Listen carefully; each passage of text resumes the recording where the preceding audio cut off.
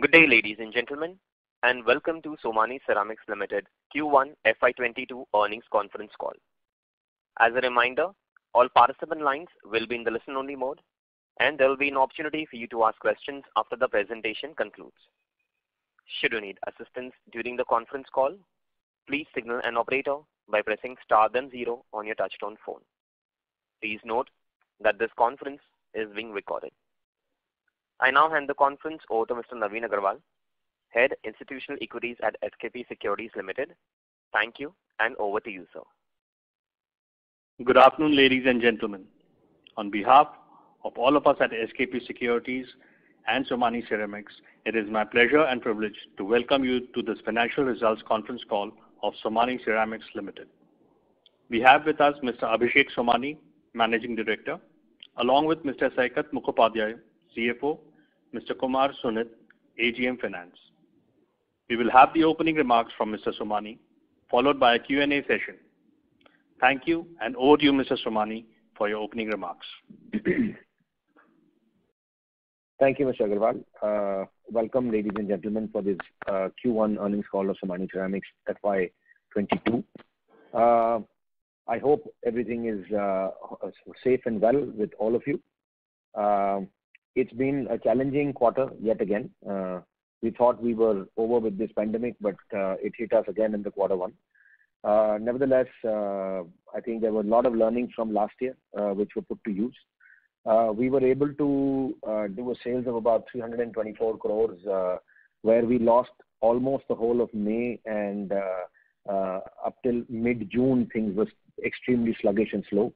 The demand started coming back fairly aggressively in June, in the second half, except the southern states. Some of the southern states which got affected later were reeling under the pandemic pressure and the lockdowns.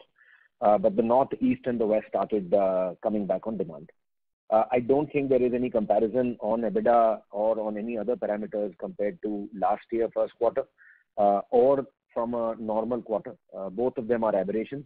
Last year first quarter was a complete washout, so all the percentages you are seeing are inflated and extremely aggressive. Obviously, that's because there was nothing last year.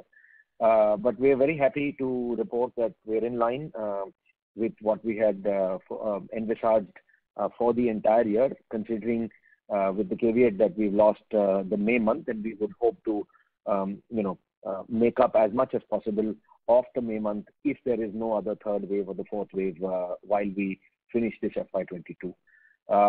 Going forward, the ceramic, we were at 39% in FY22, which is quarter one, up down from last year's Q1 from 42 to 39. PVT was up to 35 from 34 last year Q1, and PVT remained at 26% compared to 24% of last year Q1. The sanitary ware sales have been decent, but not as much as we would have expected it to be. But we are extremely confident that we will still manage a growth of between 35 and 40% overall across the year. So it's really no point looking at a quarter-on-quarter figure as far as the tiles or sanitary ware is concerned. Tiles obviously has done slightly better in this quarter. It's something which is a larger volume, and it goes into various other areas which do not necessarily be only residential, so things have been better there. On the other parameters, as far as debtors are concerned, we are even better off than what we were last year, and better off than ever before. So we're at a 49-day debtor level. Inventories obviously have gone up a little bit, nothing major. From 31 days, it has gone up to 42 days of inventory. That is purely because of May being a washout month, and we were still producing in some of our plants. We hadn't shut off 100% of our lines, which will be visible in our investor report, which has been uploaded. You've seen some of the plants which have run reasonably high compared to last year first quarter. Trade payables are again absolutely in line. It has gone down to 37 days. The net working capital is flat from a standalone basis and a little up on a console basis. So we maintain, and as a result, of course, the Debt equity has only further improved. We are completely net debt equity we're nil. I think it will be very important for you to know 2-3 aspects which have changed in the recent past, specifically on the gas pricing. The gas pricing has absolutely gone out of whack. We used to be at a overall, a sub 30 figure. If we look at July, we're already at closer to 40 rupees as far as the northern plants are concerned. And in the Morbi plants in West, we're expecting a price increase which will bring it closer to 38, 39 rupees in the next 10 to 15 days, probably by the 15th of August. And in the South plant, it has in fact further increased. It is now at approximately 45 rupees a standard cubic meter. So this has been a large price increase. We're very fortunate that we've been able to increase prices. We increased prices by about 1 to 1.5% in April, and about 2.5 to 3% in July, 1st of July. So an overall impact of about 3.5 to approximately 4.5%, which would result in a net increase of about 2%, 2.5% on an overall basis. And that has been a very big positive. Both the industry leader and us have been able to manage a small price increase. So we've been able to pass on, if not all, at least a decent portion of the gas price increase. Capacity utilizations have been at 65% in tiles, 40% in sanitary ware, and about 75% in faucets. The brand spend, obviously, because of the pandemic, was low in the first quarter. It was just about 2%, a shade below 2%. But we remain confident that we would be in the 2.5 to 3% range, whatever the revenue may be going forward. So the brand spends are going to only enhance, and we will keep our visibility absolutely high. So going forward, I think we are very, very hopeful. Looking at the July trajectory, July has been positive. We have been able to do 100% of what our normal July would be.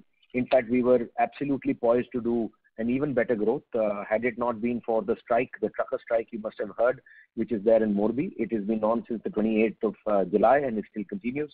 We're hoping over the weekend it would finish. But if it not for that, we would have done even better, surpassed the July targets on a normal July basis.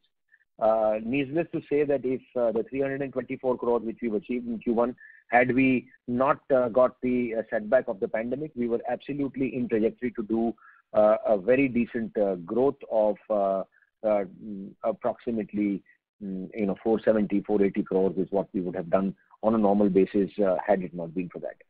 Collections has been extremely strong. No surprises there. Last year, I think we learned a good lesson there. Without giving any stops, I think the discipline which we put in last year has paid off, and our collections were very, very strong. So no issues on the collections, even in the month of May, June, and July, of course, it's been very, very good.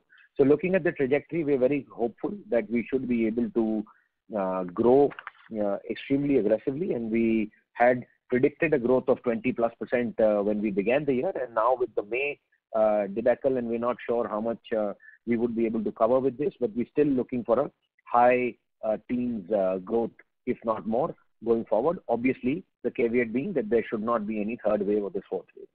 And on the margins front, we're fairly confident. Of course, we have taken a hit in this quarter, and you have seen the results.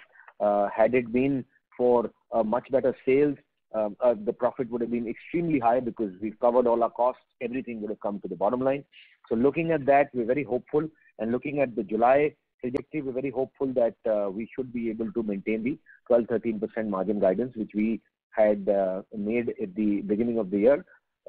This would be, again, if the sales go as per plan, which we should be able to achieve. So on both fronts, we're looking very positive. Collections are good. The inventory levels are in line. The gas price, I think we are reaching peak. I don't see it going any further. So having said all of that, demand is coming back.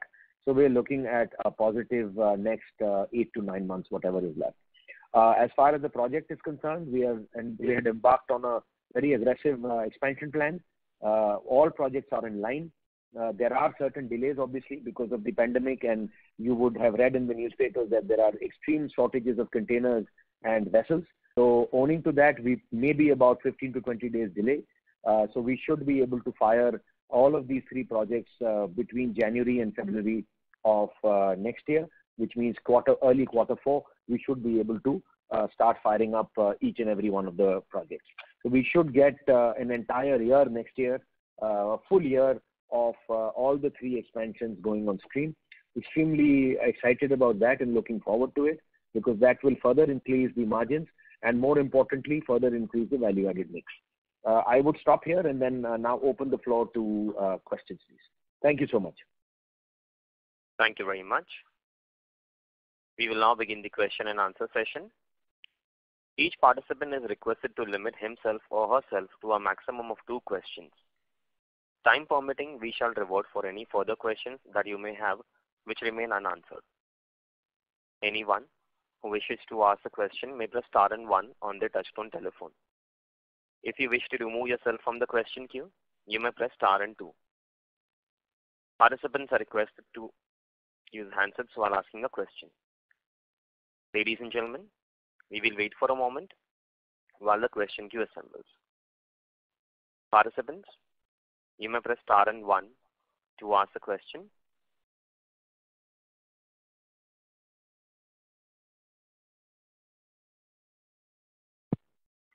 Ladies and gentlemen, you may press star and 1 to ask a question.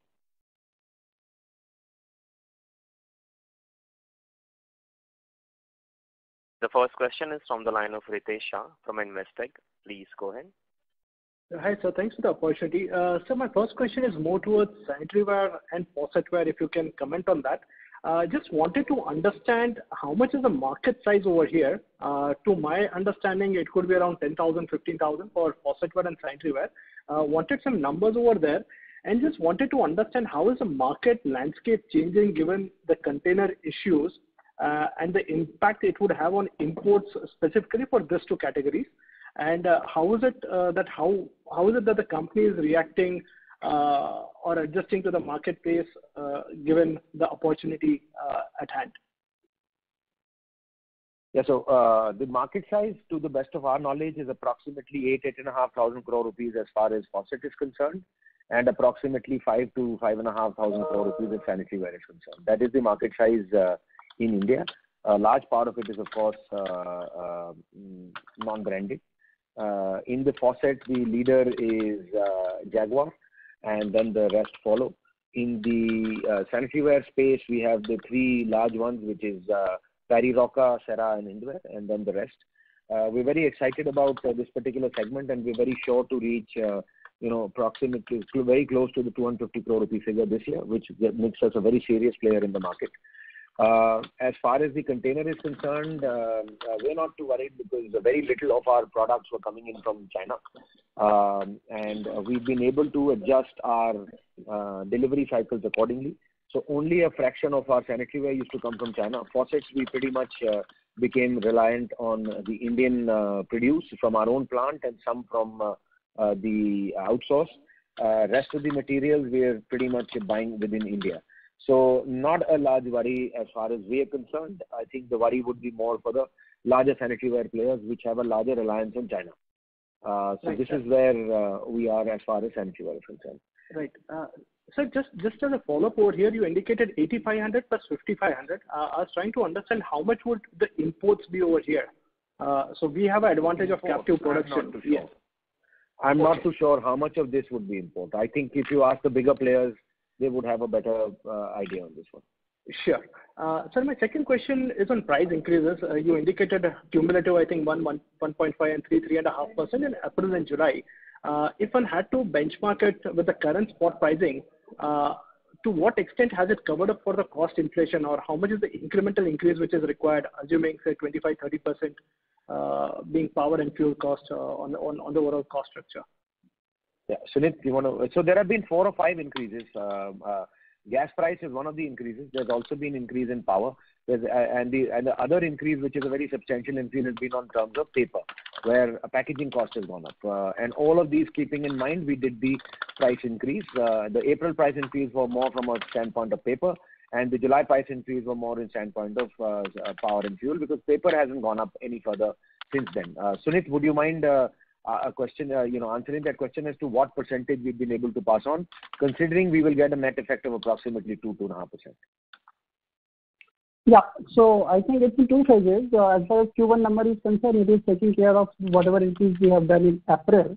And that was, Ritesh, coming back to your question, and to what extent it is taking care of, particularly in view of the gas price, I would say whatever increase we have taken so far, it is good enough to take care of the gas price level which we reached in the month of July, including the other cost escalations which we had earlier during the Q1, like paper, material, and all these things. So now the gas price at somewhere 30, 39, or maybe sub 40 types, it is well taken care of in this increase, whatever we have taken so far. Now, if it moves up further, the Brent moves beyond the level, or if spot moves beyond the level, then it would be a different scenario. So to that extent, it is welcome. That's perfect and very encouraging. Thank you so much. I'll join back with you for more questions. Thank you. Thank you. Thank you. Thank you very much. The next question is from the line of Sneha Talreja from Edelweiss Securities. Please go ahead. No, sir, and thanks a lot for the opportunity. So you also mentioned a lot about the gas prices. Could you give me a plant-wise gas breakup like you've given always? Yeah, sure. So the North plant, we are currently at about 39.50 a standard cubic meter. Sure. Net landed price. The South plant, we're at approximately 45 rupees standard cubic meter.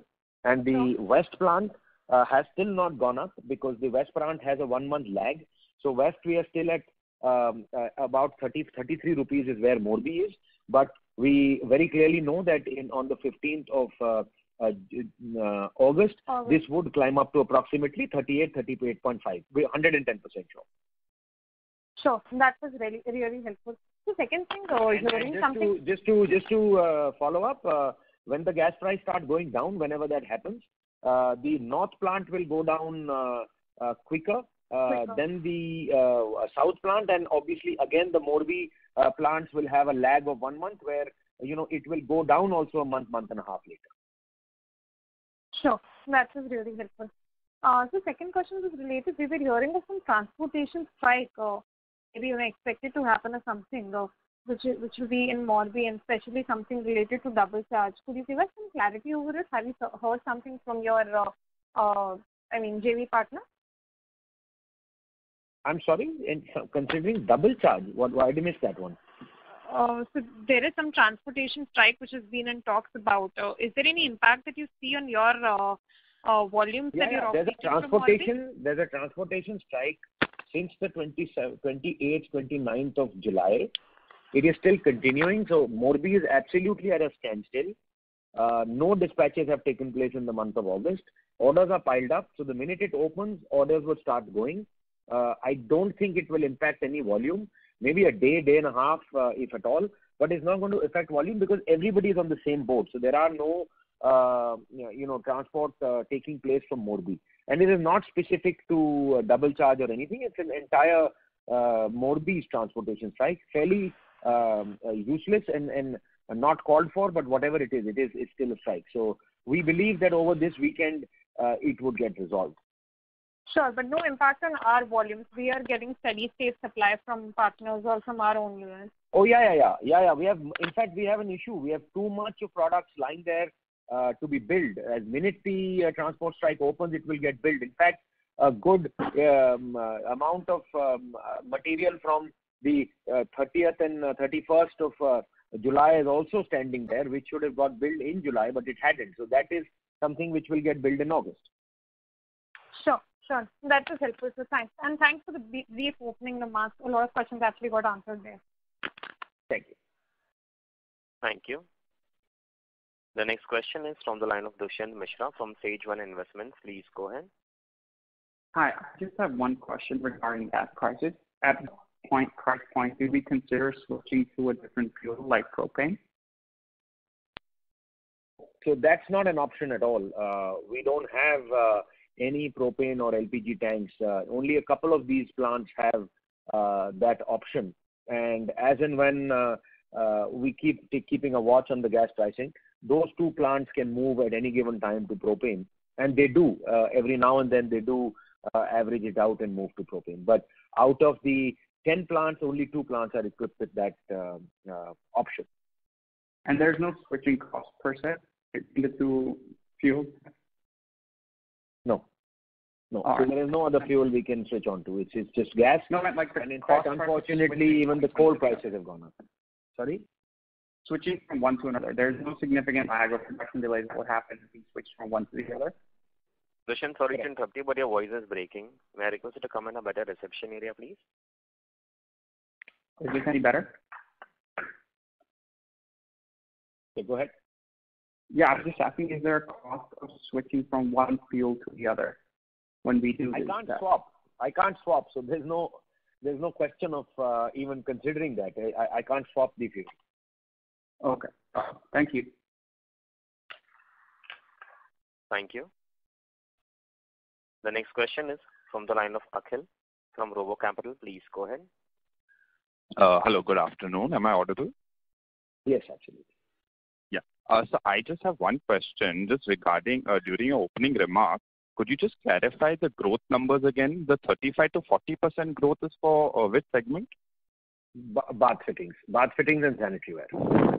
And the 12% to 13% guidance is for the entire year, for the entire business, margin. Right? For the margin. No. That okay, is so for the growth for the entire business is in high teens. Right. Okay, fine. Okay. Thank you so much. Thank you. Participants, you may press star and 1 to ask a question. The next question is from the line of Achal Lohade from JM Financial. Please go ahead. Yeah, thank you for the opportunity, sir. Can you help us with the gas cost, like what you mentioned for the current level? Currently, what is the gas cost? Can you help us with the first quarter gas cost? You want to compare it with the first quarter gas cost? Yeah. What was it in the first quarter? So first quarter, Kasar was, the northern plant was at 36, which has climbed up to close to 40. The south plant was 34, which has climbed up to 45. And the south and the west plant is in the same range, 32, 33. But that will climb to 38. Understood. And any particular reason the sharp increase in south, I would imagine both are linked with RasGas, right? No. So we have 3 separate formulas for our 3 locations. The northern plant is on the 3-month moving average of the Brent. The south plant is completely exposed to spot. And the western plant is a combination of Brent, moving average, spot, and APM, all 3 combined. And don't ask me what their calculation is, that only GSPC knows. Understood. And the second question I had is with respect to the employee cost. I recall in fourth quarter call, we had talked about, the employee costs had gone up to 43 crores, and we said 5 to 6 crores was reversed of employee costs in that quarter. So it would have been a 36, 37 crore run rate. But I see that, despite lower production, we've gone back to 43. So just thought of understanding if there is any one-off and what kind of run rate should we look at? So the employee cost, we have not taken any salary cuts this quarter, neither have any labor being laid off. So it's at steady state, and we have taken increments this year after 2 years. So we did give a decent increment to all our people. The only thing which is lower this quarter is on account of the plants being shut and the contract labor, which obviously didn't come. So packing and loading, unloading, those kind of contractors which are not there, that is the only thing which is reflected in this quarter. Other than that, employee cost is what it is in this quarter, inclusive of the increment which we gave to pretty much everybody in the system. So should one assume that this is the new normal run rate if we were to continue in the in terms of the capacity utilization? Yes, it will not go up, but it is a new normal. But then obviously with the volumes going up, this would, from a percentage terms, will only keep coming down with volume going up. Fair point. And can you help us understand the expansion in gross margin? I'm talking at the,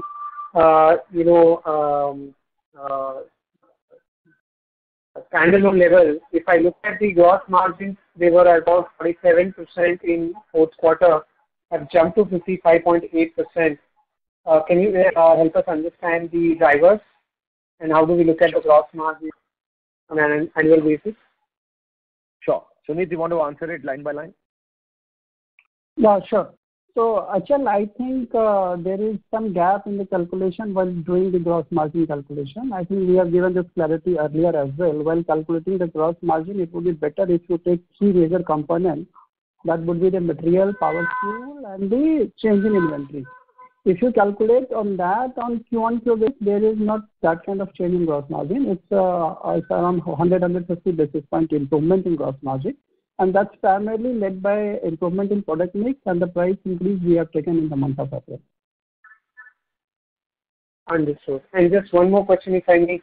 I missed the, in terms of what is the volume outlook we have for the current year, sir?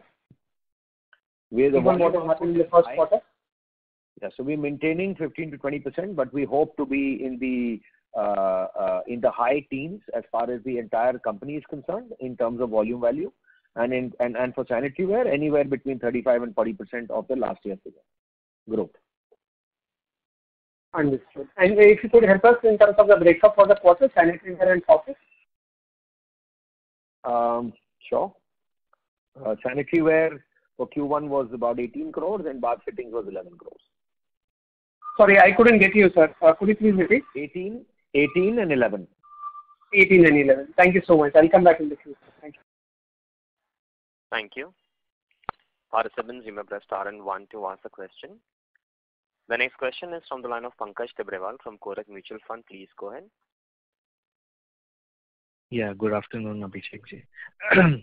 On your guidance, if I do the quick maths, and accounting for the first quarter's number, the remaining 3 quarters works out to be just 5% growth. Am I reading it right, or you think it's... On what parameters, Pankaj? So last year, if I'm not wrong, you did 1650 crores of top line, right, as a company as a whole.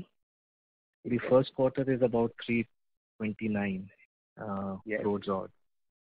And even if we assume a 18% growth, for the next 3 quarters, it's roughly about 1500 odd crores, 1550. And the last year, same 9 months was about 1450 odd crores because first quarter was a washout.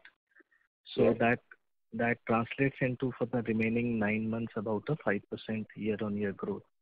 Is it, because virtually then, because you have taken a price hike of almost 3.5%.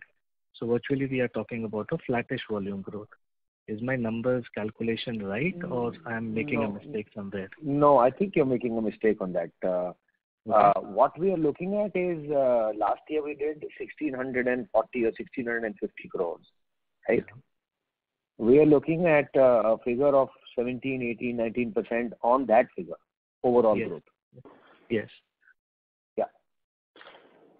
Yeah, so if you do the maths, I mean, for the remaining 9 months and compared to the previous 9 months, there's not much growth, which you're talking. No, previous 9 months also, we did 176 crores in the first quarter.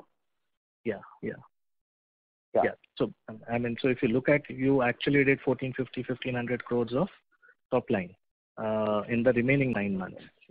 And right now we are talking about same 1600 crores. So there's not much of a growth we are talking in the remaining 9 months. So we're talking about 10% growth in the next 9 months. 1475 to approximately 1650. Okay, fair enough. Yeah. So 10% growth. And on the margin side, for the full year, you are saying 12 to 13%, despite of first quarter being a lower number. So the asking run rate for the next 3 quarters will be higher than what the number you're talking about on a company average. Yes. And where is that optimism coming from? From a margin perspective? Because I think the volume increase, we're back to full volume. And the operating leverages of running the plant at 85% plus, 90% plus gives a lot of bottom line. Plus, the product mix was also changing for the better, and including with, along with that, there is also an increase in the price. So we hope that the price increase gets completely passed on, and there's no other further gas price increase. Okay, fair enough. And the third question is more an observation, and I don't know what's the strategy. Tiles industry is the only industry in India where the export is being done by smaller guys, compared to any other industry where IT, pharma, where the larger guys goes out and the smaller and the middle guy follows them. In tiles, the leaders in the domestic markets are not even exporting a small amount. Looking at the kind of numbers, 10,000-12,000 crores, which India is doing, there seems to be a large opportunity sitting out there.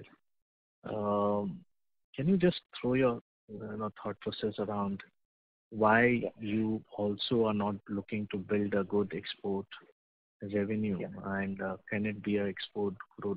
Can export be a growth driver for you going forward? And if not, why? Because this is a little perplexing to us. Thanks.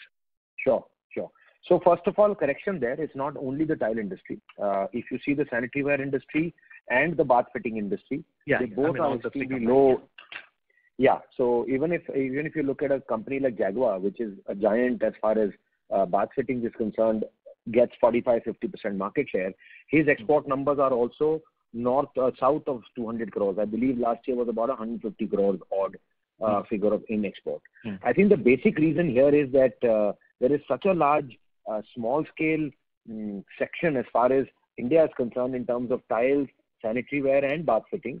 Obviously, tile and sanitary ware is the larger share of that, being a larger part, from Morbi. If you look at the pharma companies, there aren't such large companies in the small scale unorganized sector, so to say, in the pharma segment. And I think there's a lot of R&D which happens. So it's a combination of this being a highly commoditized product. Non-branded, it doesn't matter. Most of them are OEM to somebody abroad. So branding really is not making a difference. There is no R&D involved. It's like I just mentioned, it's a commoditized product. So I think coupled with being commoditized, coupled with it being OEM for somebody, and more importantly about 1,000-1,200 tile players and approximately 400 sanitary ware players, I think that is the reason why the larger players are not able to export or not find it lucrative to export, because in the export market, there are 3 concerns which we have. One concern obviously is the price, because you're competing with a sector which is extremely price competitive, especially in the export market. Secondly, you're also competing with a sector where they are able to give open credits or cash on delivery kind of payment terms, especially in the Middle East, in Africa, etc. They have their own conduits over there to collect the money, which the larger players don't. So I think these are the 4 or 5 reasons where I don't think this is going to be a huge sunrise for us. Yes, of course, on a overall basis, the export in absolute numbers is only growing. I mean, this year we are hoping that we should be close to 100 crores in export, which is a fairly decent number. And this, mind you, will be at a realization where we're trying to maintain the realization of the India average selling price in the export. If I had to lower the price, I would be able to export a lot more. But it's not extremely lucrative if I look at from a payment perspective, from the exposure perspective, etc. Okay, fair enough. Thank you. Thank you. Next question is from the line of Shanti Patel from Shanti Patel Investment Advisors. Please go ahead. Sir, my question is, these 3 plants which are going to fire, in the month of approximately January 2022. Now, what will be the approximate turnover from that plant for the next that quarter, and what will be approximately margin thereon? Lalit, you want to answer that, please? Yeah, sure. Sir. So approximately turnover from these three plants together would be somewhere around 250 to 300 crore rupee types on an annualized basis when it will be running on the full scale. And we expect that the margin, this will lead to a margin expansion of at least 200 basis points plus minus 50 basis points on a EBITDA level. So I hope this answers your question. So effectively, when we are talking about for full year, the increase of around 15 to 20%, correct? So this increase will include in that 15 and 20%, or this is in addition to that too? No. The 15-20% is for this year. Nothing of that three plants we will be getting in this year. Okay. Thank you very much. Thank you. Participants, you may press star and 1 to ask a question. The next question is from the line of Amit Zare from Antique Stock Broking. Please go ahead. Good afternoon, sir. Am I audible? Yes, sir. So thanks for the opportunity. So my question is a slightly near-term. So we have seen these Morbi exports being impacted by freight non-availability, container non-availability, and freight rate. So does that mean in the near term there could be some decline in exports from Morbi, and is there a possibility of that decline in export can get flown into the domestic market? So is that a risk do you see in the near term until this issue of container availability is sorted? Yeah, good question. There are two aspects to this. One is that the export, yes, it has got hit to an extent where containers have become extremely expensive. But today the consumers are still willing to buy because the cost of containers have gone up from every single country, namely China and India. So we're at level playing field as far as that is concerned. So from that perspective, buyers are not hoarding material or stocking material. They're still buying what they want and paying the extra freight, and that is being passed on to the consumer to that extent. So yes, to that extent, the export has got a little hit from Morbi. Now, would it come into India? Yes, a little bit of that may flow into the Indian market. I think we are reasonably okay and well poised to face that competition, and the reason for that is that over the years, specifically over the last 2-3 years, the top 2-3 players have been able to move their retail focus very significantly. So earlier we used to be exposed to the private builders approximately 17-18%. Today our revenue, only 5 or 6% of that is to the private builders. So to that extent, because of retail being a larger focus for us, with the material flowing into Indian market, the retail does not get as affected in terms of volume or in terms of price. I think that discipline has come in the market. The market also knows that in case the export material would come into India, it would be a stopgap and it would finally go back into the export market. So people are careful to buy any products from stopgap.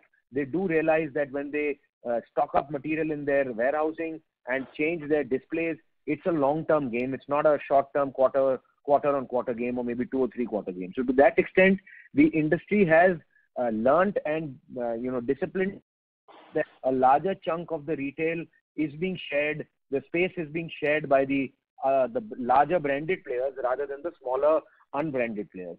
So I do feel that there may be a little bit of pressure, if at all. We are not seeing it as far as we're concerned currently. So I am in no position to say that we're facing the heat on that front.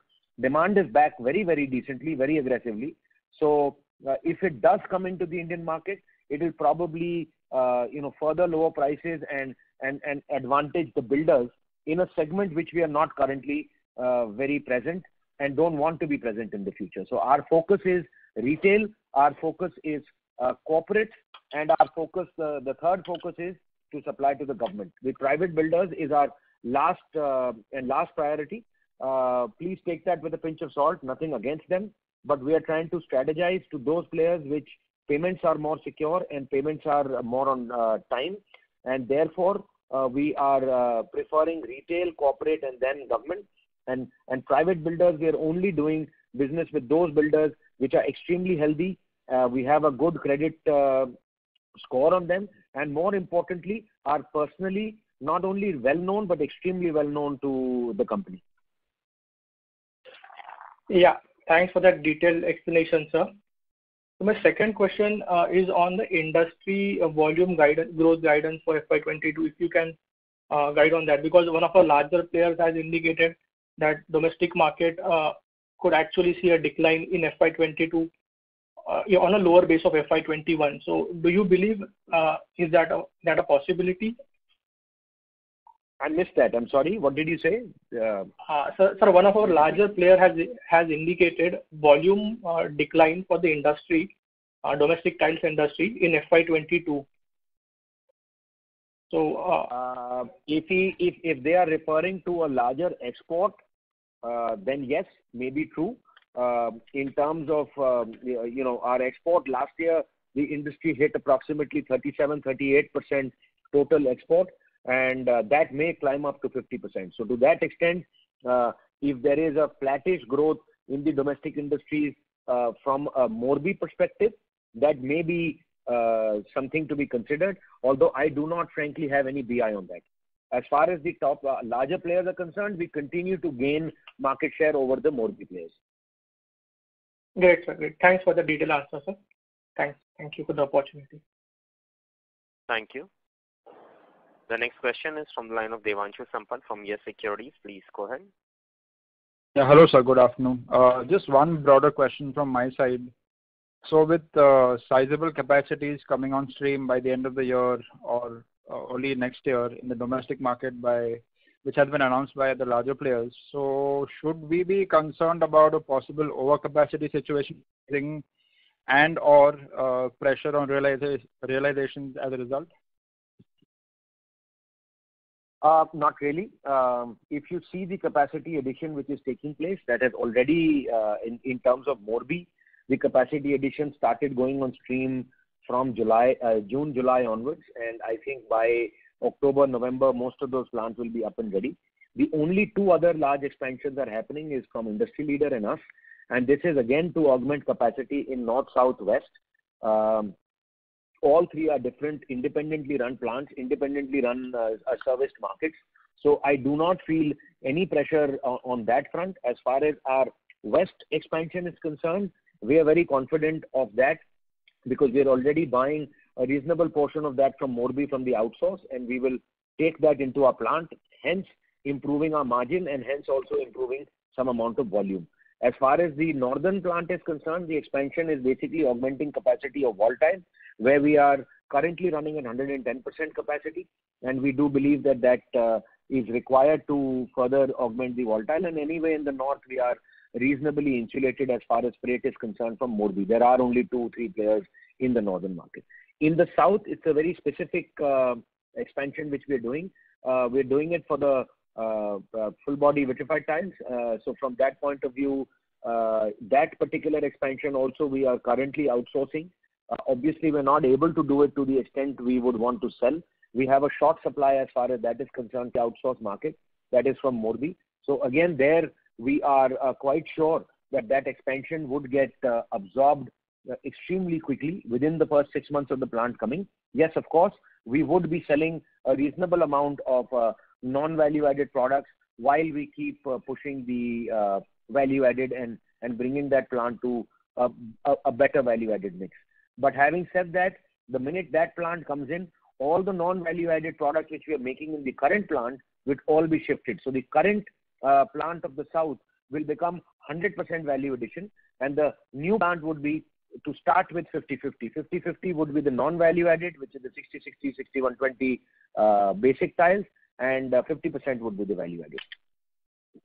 So we're very confident of the plants getting to 100% capacity within 6 to 9 months of operations. Okay, great. Thank you and all the best. Thank you. Thank you.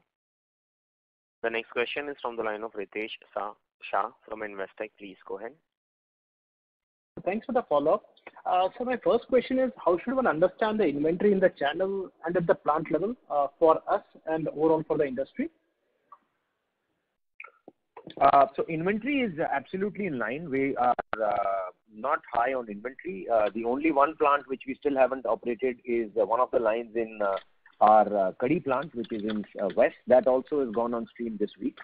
As far as our Kasar plant is concerned, in fact, we're building up a little bit of inventory, trying to push the plant to 110% capacity, because mind you, we will be shutting down one of the lines for 2 months between November and December to make space for the new double capacity line, which will start hopefully by the end of January. So there will be an outage of 2 months for that capacity. Therefore, we're building up whatever stocks we can. So you may see, of course, the demand is also really strong, but we're hoping that we were able to build in at least some amount of stock in the Kasar plant to service the market when that outage happens. As far as the South plant is concerned, our inventory is absolutely in line.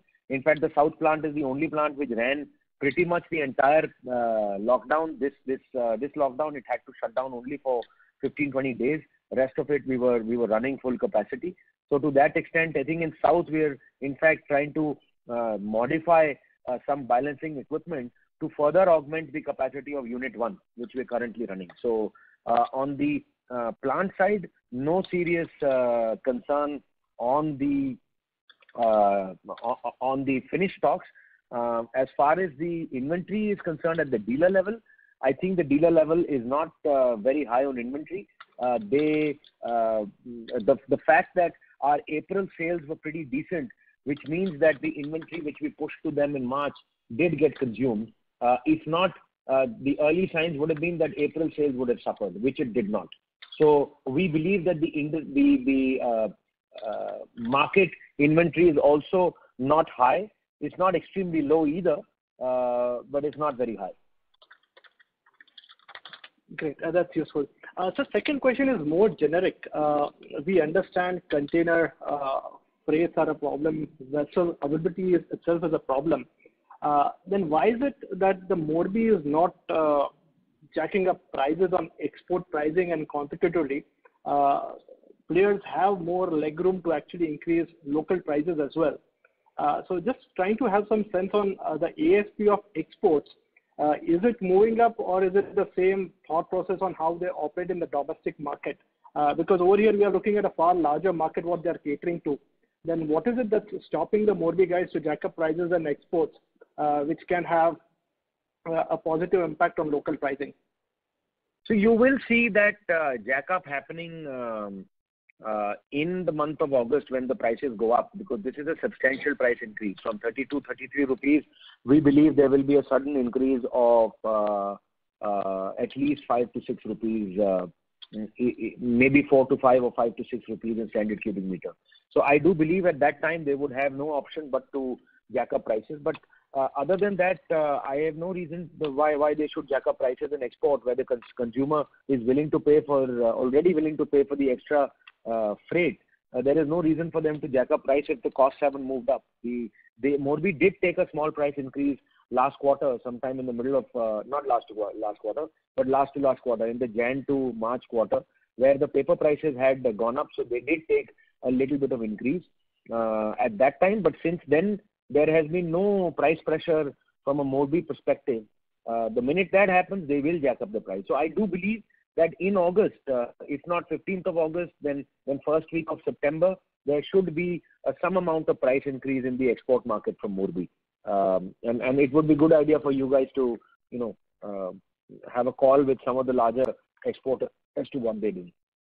Right. Sir, where I was coming from is, if you look at the container freight charges from China to East Coast or West Coast versus India, I think the inflation over there has been far more significant, which essentially means if I'm a promoter out of Morbi, I have an optionality to jack up prices, which they could have easily done so far, and they could have possibly jacked up the local prices as well.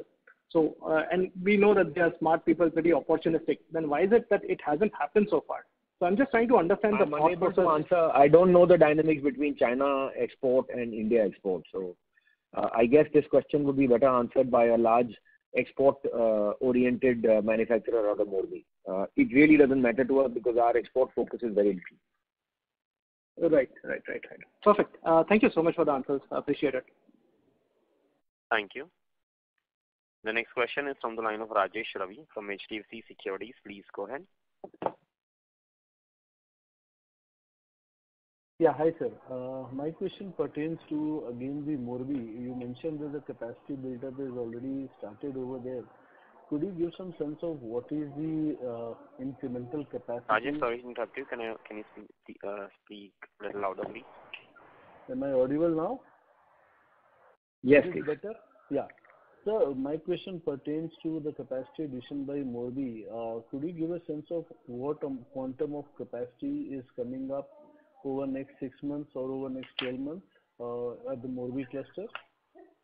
No, so whatever capacity will come between May this year to November this year, and that is approximately 50 to 60 brand new glazed vitrified plants were in the offing, and they are all starting one by one.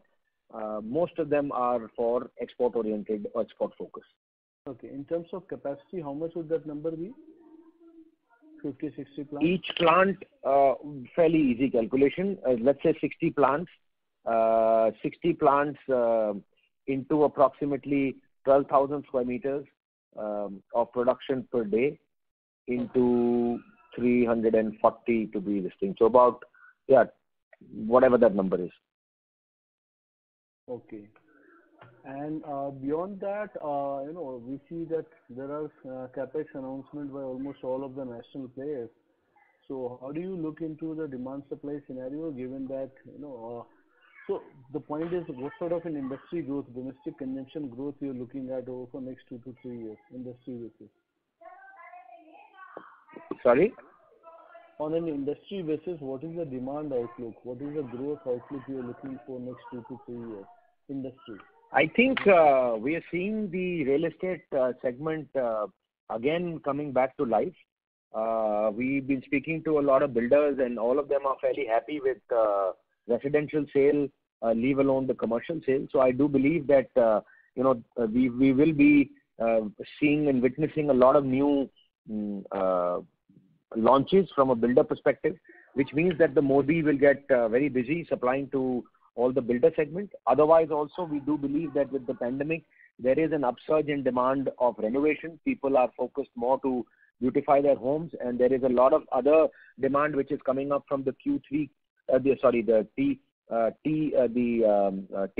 tier 3, tier 4 towns, even tier 5 towns. Our focus is going to be largely there.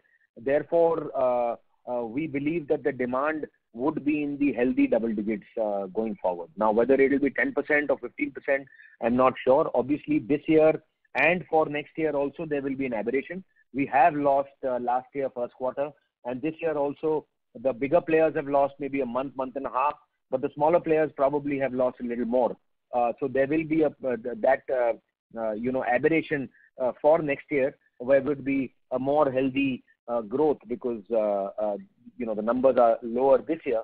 But from a steady state, I do believe that we are back in the teens from single digits in terms of the future 3 to 5 year growth. Okay. I hope I've been able to answer the question.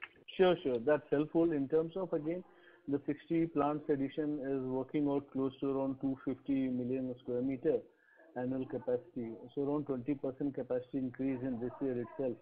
So how is the dynamics which work out at Morbi? So this 250 is for next 2 to 3 years, or we will again see, new capacities coming up. So what is the time and lead distance? Sir, it all depends on how the export market pans out. Please let us not forget that a lot of countries have put an anti-dumping on China. China's capacity currently is about 3.5 billion square meters. India's capacity is 1 billion square meters. On 1 billion square meters, they are adding 20%, like you said. So 200 million square meters is what they're adding. On the other hand, other side of the coin is that India's export, when we were at 1 billion, our India's total export used to be sub 20% of the total 1 billion. Today, India's export is climbing to 40% of that 1 billion, and therefore the addition in capacity. So with the export climbing in Morbi, which is 80%, 75% of the Indian industry in terms of volume, they are already climbed to, this year would climb to about 50% export-oriented units. So I think there's a large demand sitting there for us to see more expansion coming up. On one hand, the trouble is that when it comes at one shot, for the interim, it gives a little bit of a depressed scenario in terms of excess capacity, etc. Right. But on the other hand, I do believe that the Indian tile industry will more than double in the next 5 years. Now, that can only happen if there is more supply which comes in, because there is no question of that kind of price increase. So obviously there will be more capacity put in, while we want the Indian sector to become more than double. So from the current 35,000 odd crores, whatever that number is, plus or minus 2,000-3,000 crores, we're clearly looking at 30,000 plus in the next 5 years. How does that happen? That can only happen with more capacity. Okay. Okay, great, sir. Thank you. I'll come back in queue. Thank you very much. Participants, you may press star and 1 to ask a question. The next question is from the line of Manish Mahawar from Antique Stock Broking. Please go ahead. Yeah, good afternoon, everyone. Yeah, Abhishek, just wanted to understand, how do you see the domestic market, the domestic tiles industry market size in the last year, and what's your expectation for the current year? Domestic? Tiles industry's market size last year, FY21, and how do you see the growth in this in FY22? Hard to say. It is all going to be so the top 2-3 players, you know how we are going to grow. From a Morbi's perspective, it's going to be largely dependent on the export. Okay. So the total industry will be largely dependent on export. The domestic industry is steady. I think earlier in the call somebody mentioned that there was another industry player who mentioned there would be a negative domestic growth. I don't see how that is possible. So I'm not too sure of that. Okay. But your judgment, like industry will grow, right? In the domestic industry will grow definitely in this year. There is no chance to get it. Yeah. Okay. Okay. And what was our market share in the last year, and how do you see over the next 3 years our market share be? Oh, so that is a drill down of how much the domestic industry would be. Maybe we will do some calculations on that and come back to you, because there is a large focus, large difference happening between domestic and export. Frankly speaking, our earlier calculations were based on an X amount of export and X amount of domestic industry. We'll have to recalculate. Okay. To be precise, I do not have that immediate answer. But yes, what I can say is that we are growing faster than the other players in the industry, other than a couple of top players. So from that point of view, obviously we are taking market share from somebody. I'm actually looking at our own growth figures and not really considering what would be our total landscape in an overall perspective. Okay, understood. And in terms of gas price, yes, we have already taken a price hike. Do you think this whatever price hike we have taken on the tiles was sufficient to offset the higher gas price or latest price increase in terms of a gas cost? Sunit said that it was enough to offset the price which we are at current levels. Any further increase will be out of pocket. So, for example, in South, we were okay till 40 rupees a standard cubic meter price, but now that it has gone up to 45, there is pressure there, and I don't see these prices holding, because this is on spot. Spot goes up and comes down also very sharply. Unless this sustains for the next couple of months, we don't feel that we would be able to do another price increase. So we're waiting and watching. We're hoping that the gas here, if that happens, then we are comfortable. If that doesn't happen, then maybe if it goes up very sharply going forward, we probably will have to, as an industry, look at another price increase maybe in October. But nothing between now and October. We're only focusing on pushing volumes. Okay. Understood. And last question, just wanted to have a clarification from Sunit. In terms of the CapEx, I think he mentioned, right, the new CapEx, what we are like coming up in the 4Q will lead to a margin expansion of about 200 basis points. So this is basically this will lead to an overall company's margin expansion by 200 basis points. It just that particular 3 plants have a higher margin versus the industry, in the company average.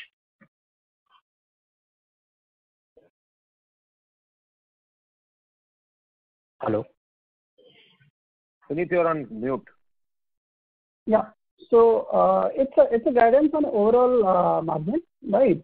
So this will take enhancement on overall margin of the company, considering that 250 to 300 crore revenue would be added up, and that too from a value-added segment. So obviously it will pull up.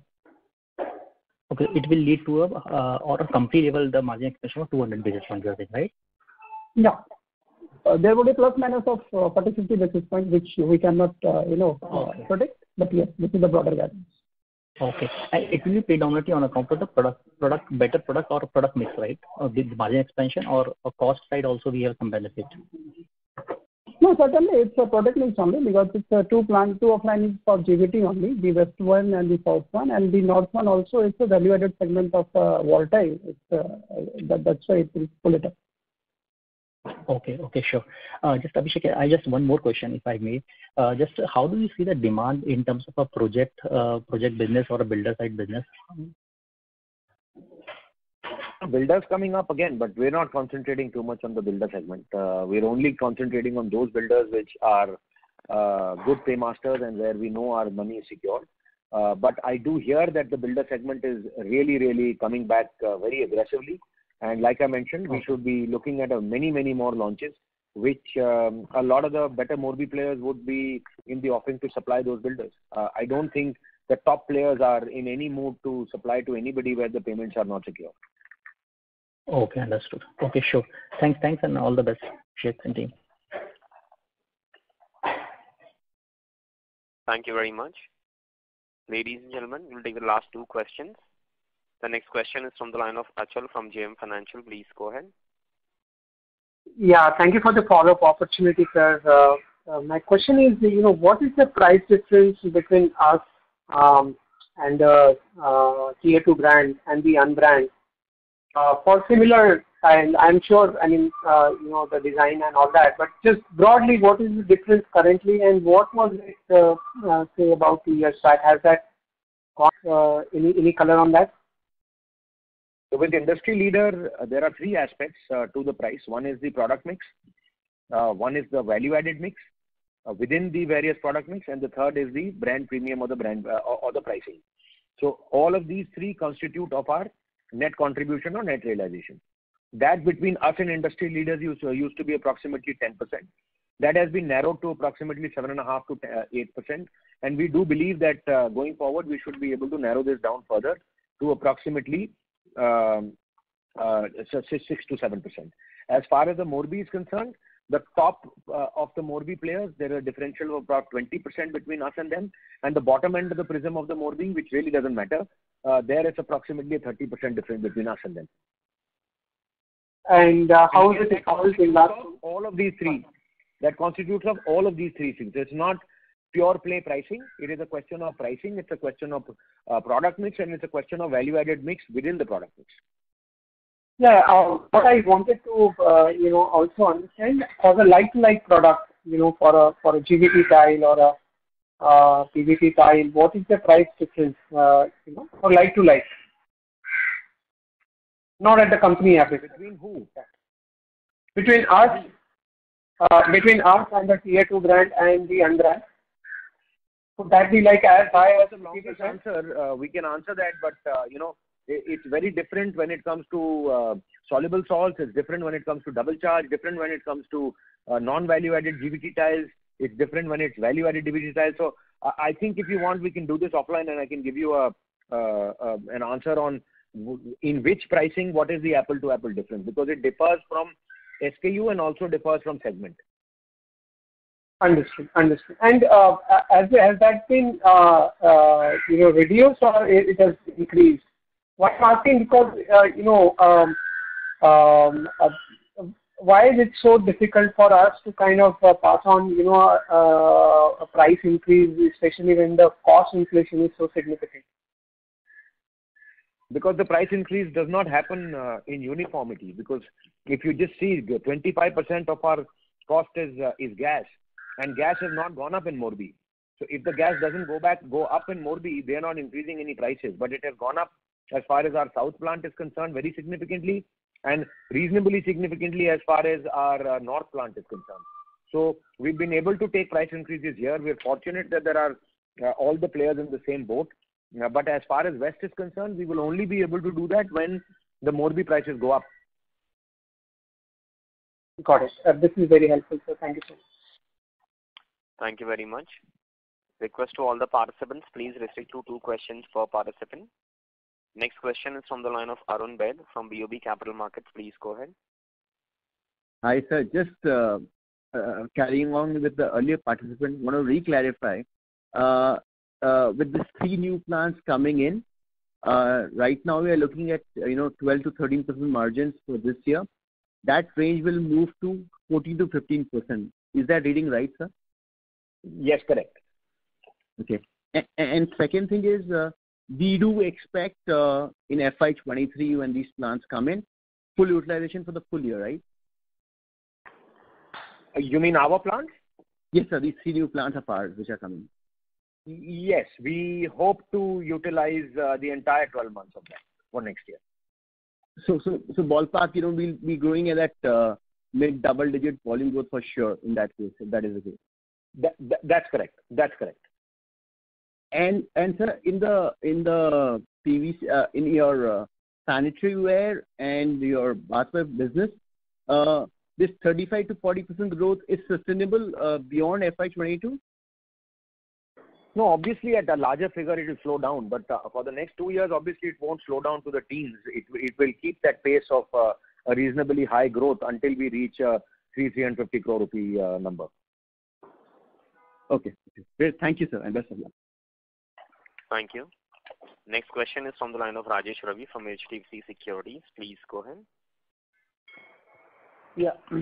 Hi, sir. Just on this realization difference, if I compare Somany with the national brand, the national leader, I believe you also have a strong distribution and premium presence across markets, and your product profile is also equally spread out across all the 3 ceramic, PVT and GVT.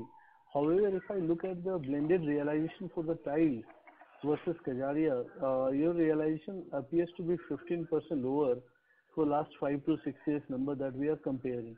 So what would go into that differential, and how would that get bridged, if at all? So first of all, it is not 15% lower.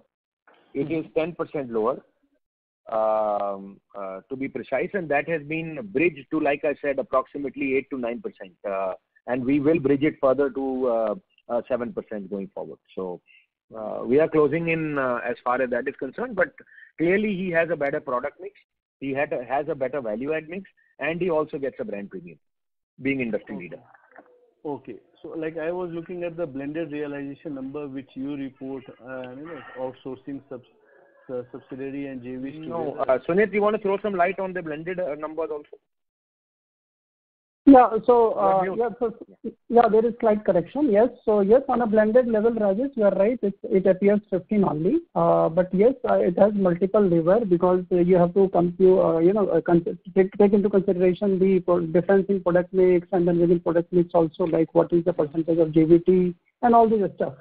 So if on the broader number, yes, it is close to 14-15%. But if you would do an apple-to-apple comparison from brand premium and all these perspectives, then that number is much lower. Okay, so how much of that can be bridged, the gap can be bridged, because you have worked last 5 years immensely on your distribution network and your market reach, and that is where exclusive showrooms. So how would that lead to that narrowing it closer to, because you are the number 2 today in terms of even the upcoming capacities will accelerate your volumes. So where do we see Somany in terms of this differential next 2 years?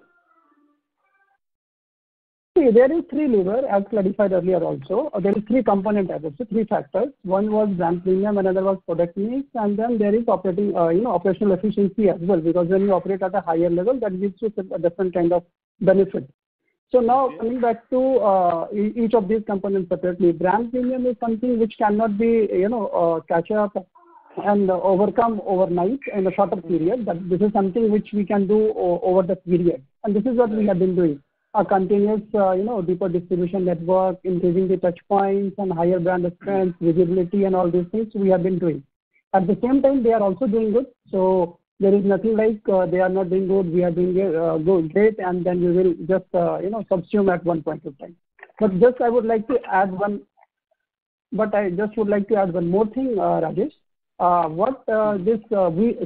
We also command a premium of 12 to 15% over other competition who is lower than us. Correct. Right. So we are also that way a distinct number two, I would say, in terms of commanding a brand premium over in terms of pricing. So yes, gradually when we are improving our GVT share and other value additions within each of these segments, that would help us to bridge it to some extent. So why I came to this point is that in a quarter like June, when there was a sharp impact on volumes, the margin fall in case of Somany seems to be higher compared to the national leader. So what really impacts us in a adverse manner? See, we don't do the comparison that way you do, and you are always free to do that. See, we can talk about ourselves, and had it that impact would not be there in our case, which was there in the month of May, we would be fairly in the range of 12% EBITDA margin, which is the fair number which we put for ourselves, and that is what the guidance we have given for 12 to 13% for annualized. Right. If we have not lost that 130-140 crore rupee revenue in the month of May, we would have been fairly in the range of 12% of EBITDA margin. So yes, there is almost 500 basis points shrink in the margin, and that's completely led to that operating leverage advantage, I would say, disadvantage for this particular quarter. This is what we can explain you with respect to our margin. Thank you very much. Ladies and gentlemen, that will be the last question for today. I will now hand the conference over to Mr. Somany for closing remarks. Thank you so much for joining us. We hope that this quarter would be a better quarter and we're not faced by any issues as far as COVID-19 is concerned. And if that is the case, then we would have a very decent numbers, both with the top line and the bottom line. Look for a better future. Thank you so much. Thank you very much. On behalf of SKP Securities Limited, that concludes this conference. Thank you for joining us. You may now disconnect your lines. Thank you.